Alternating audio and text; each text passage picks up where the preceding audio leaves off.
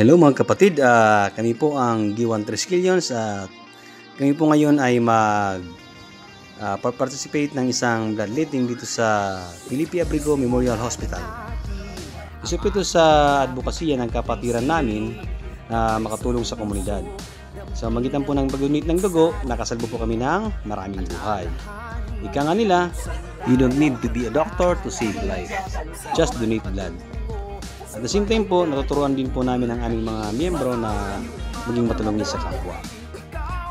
Yan po ang 13 brave Triskelion heroes. Yung iba po doon ay nag-absent pa sa klase at saka sa trabaho para makapag-break lang. Happy salute po mga brad.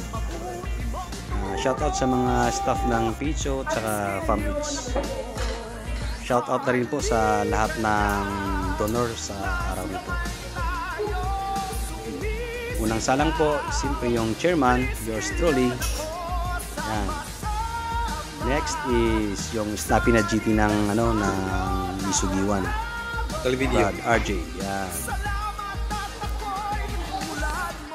Next is Brad Arnold. First timer po yan. Si Brad Arnold.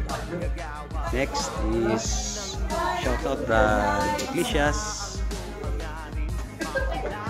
Brad John Lindsay. Next, Brad Makasusi.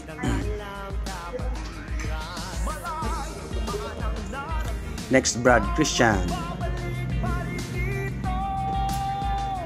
Brad Remart.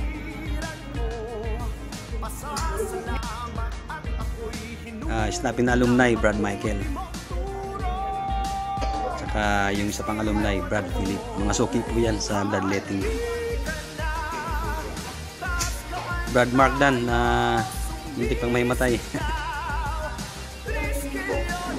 Brad Anthony. At last but not the least, Brad Jerome. Yan po ang 13 brave heroes. Sana mas dumami po yung mga nag-donate sa mga bloodletting para mas madami po tayong may salba na buhay. Thanks for watching guys.